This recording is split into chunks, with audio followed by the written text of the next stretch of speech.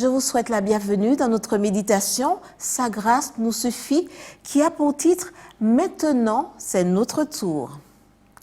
C'est une parole certaine et digne d'être entièrement reçue, que le Christ Jésus est venu dans le monde pour sauver les pécheurs, dont je suis moi le premier. Mais il m'a fait miséricorde, afin qu'en moi, le premier, Jésus-Christ, montre toute sa patience pour servir d'exemple à ceux qui croiront en lui pour la vie éternelle. 1 Timothée 1, versets 15 à 16.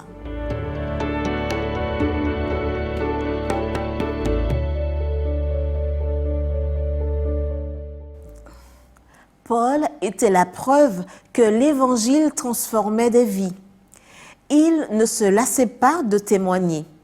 Auparavant, il avait été blasphémateur parce qu'il avait renié la divinité du Christ, qu'il avait utilisé toute son influence et toutes ses forces pour détruire l'Évangile et l'Église, en semant la persécution et la mort.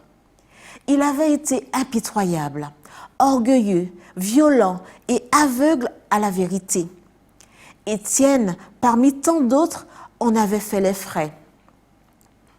Paul a déclaré qu'une grâce abondante était nécessaire pour le sauver. Il a utilisé des superlatifs, sentant que les mots ne suffisaient pas pour tout exprimer. Il se considérait toujours comme le premier des pécheurs. Il n'a pas dit « j'étais le premier », mais « je suis le premier ». C'était un message d'encouragement. S'il y avait de l'espoir pour lui, il y en avait pour tous.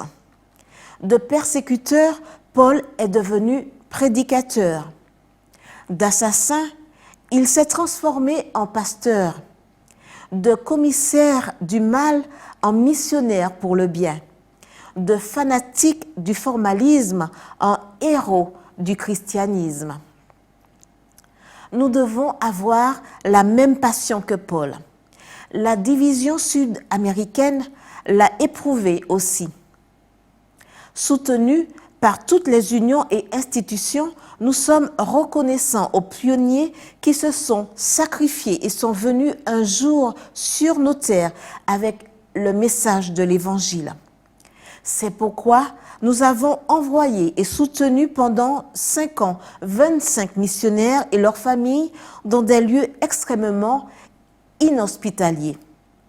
Pour des raisons évidentes, nous taisons leur nom.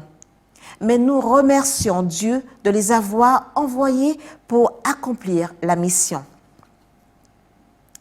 Il existe des histoires de miracles et de luttes. Un couple a perdu son 2e enfant 10 jours après sa naissance.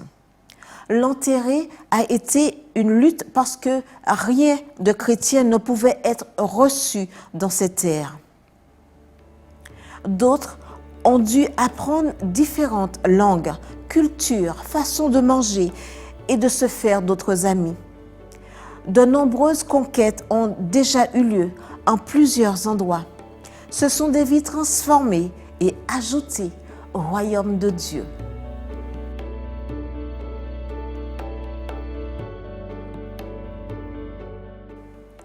Qu'est-ce qui pousse quelqu'un à sortir de sa zone de confort pour aller dans des régions totalement ignorantes de l'Évangile?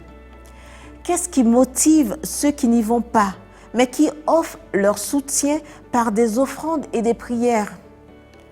Qu'est-ce qui pousse ceux qui restent là où ils ont toujours vécu à vivre leur foi de manière engagée et fidèle? Est-ce que nous bougeons? Combien de personnes avons-nous contactées, influencées et amenées à Jésus par l'étude de la parole? À leur époque, Paul et les missionnaires ont répondu « Maintenant, c'est notre tour. » Amen.